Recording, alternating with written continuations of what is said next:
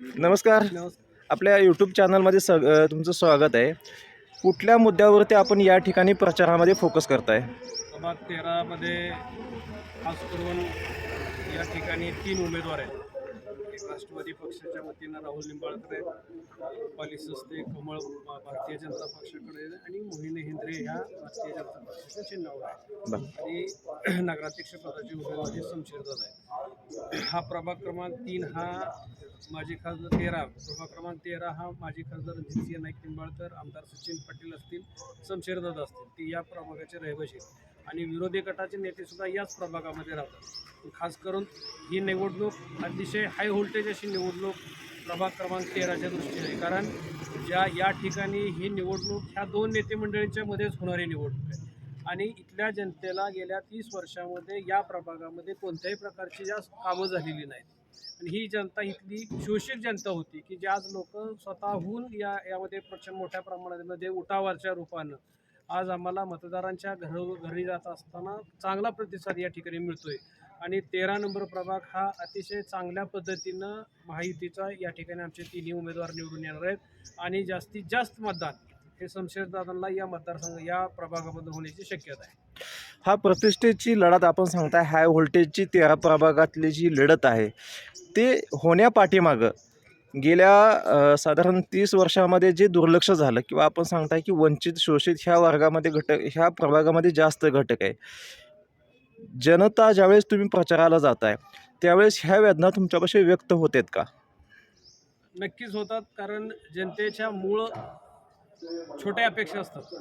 आपल्या प्रभागामध्ये रस्ता असला पाहिजे, आपल्या प्रभागामध्ये गटाराची व्यवस्था असली पाहिजे, आपल्या प्रभागामध्ये पाण्याची व्यवस्था असली पाहिजे, आपल्या प्रभागामध्ये स्वच्छता असली पाहिजे, आपल्या प्रभागामध्ये राहणाऱ्या लोकांची सुरक्षितता.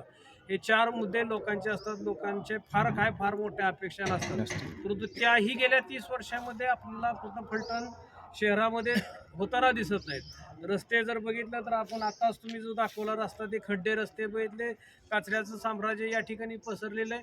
मग अशा वेळेला लोकांच्या अपेक्षा एवढ्याच असतात की आमच्या इच्छा पूर्ण व्हाव्यात आणि त्या होण्याच्या दृष्टीनं आता महायुतीचं ज्या वेळेला सत्ता येईल त्या सगळ्या या ठिकाणी आमच्या योजना पूर्ण होतील, लोकांच्या अपेक्षाही त्या माध्यमातून पूर्ण होतील आणि या दृष्टीनं विजन घेऊनच आम्ही ह्या निवडणुकीला सामोरं चाललो आहे. जाहीरनामा आपला प्रसिद्ध झाला आहे. जाहीरनाम्यामध्ये नेमकं कुठल्या मुद्द्यावरती जास्त आपण जर तुम्ही आमचा जाहीरनामा बघितला असेल तर जाहीरनामा आपण कधी करतो, ज्यावेळेला ह्या होणाऱ्या गोष्टीसाठी करत असतो.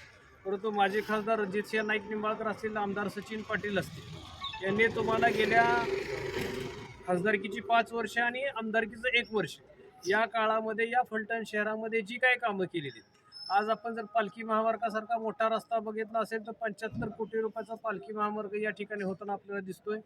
या शहरामध्ये महसूल भवन होताना तुम्हाला दिसतंय, या शहरामधली पोलीस स्टेशन तुम्हाला होताना बघतायत, या शहरामध्ये क्रीडांगण मोठ्या प्रमाणामध्ये होतंय, या शहरामध्ये तारांगण मोठ्या प्रमाणामध्ये होतंय, या ठिकाणी महिलांसाठी अद्ययावत पद्धतीची जिम होताना तुम्हाला या शहरामध्ये मंजूर झालेली दिसते. म्हणजे ह्या आम्ही जाहीरनाम्यामध्ये ह्या गोष्टी करू असं 5 वर्षामध्ये सांगितलेलं आहे, पण प्रत्यक्षामध्ये आत्ता ही कामं आमची या प्रभागामध्ये चालू आहेत. म्हणजे 13 नंबर असतील किंवा अन्य प्रभागामध्ये असतील, ह्या सगळ्या वर्क ऑर्डर आज मुस्लिम समाजाचा विषय असेल तर फार मोठ्या प्रमाणामध्ये या समाजाची एक शादीखानासाठी 2-2.5 कोटी रुपये या ठिकाणी दादांनी मंजूर करून घेतले. अशा अनेक योजना ज्या आम्ही 5 वर्षात करू, पण आमच्या ऑलरेडी त्या योजना आम्ही प्रभागामध्ये मंजूर करून घेतल्या. त्याच्या वर्क ऑर्डर आपल्याला झालेल्या सगळ्या माहिती आहेत, लोकांना दिसत आहेत. एक चांगल्या अद्ययावतीचं योगा सेंटरसुद्धा आम्ही या ठिकाणी करतो. या शहरातल्या मुलं असतील, मुली असतील, त्यासाठी एक अभ्यासिका मोठ्या प्रमाणामध्ये उभी करतोय. म्हणजे अनेक गोष्टी ज्या शहर सुधारण्यासाठी लागतात त्या सगळ्या योजना आम्ही आता करताना माजी खासदार रणजितसिंह नाईक निंबाळकर, आमदार सचिन पाटील यांच्या नेतृत्वाखाली आणि येणारी नगरपालिकेची शमशेरदादाच्या नेतृत्वाखाली चांगल्या पद्धतीची टीम आमची या नगरपालिकेमध्ये काम करते. फलटण नगरपालिका निवडणुकीच्या माध्यमातून एक विकासाची एक निकोप स्पर्धा फलटणमध्ये आपण पाहतोय. या निकोप स्पर्धेनंतर निवडून आल्यानंतर पुढील 5 वर्ष नेमकं काय करण्याचा मानस आहे आपला? या शहराचा माजी खासदार रणजितसिंह नाईक निंबाळकर यांचं एक विजन आहे. हे या राजकारण करत असताना आम्हाला कोणाचाही बदला घ्यायचा नाही, तर या शहराचा बदलाव करायचा. या तालुक्याचा बदल झालेला त्यांना अपेक्षित आहे. जसं तुम्ही 5 वर्षामध्ये बघितलं असेल तर खासदारांनी ज्या पद्धतीनं या तालुक्यामध्ये काम केलं, आज जर आपण शहराच्या चारी बाजूचे रस्ते जर आपण बघितले, पंढरपूर रस्ता असेल, फलटण बारामती रस्ता असेल, फलटण आदरकी रस्ता असेल, फलटण गिरवी जाणारा रस्ता असेल आणि आत्ता चालू असलेला पृथ्वी चौक ते देवडीपर्यंत रस्ता असेल, हे शहर डेव्हलप करण्याच्या दृष्टीनं या दृष्टीनं त्यांनी काम केलेलं आहे.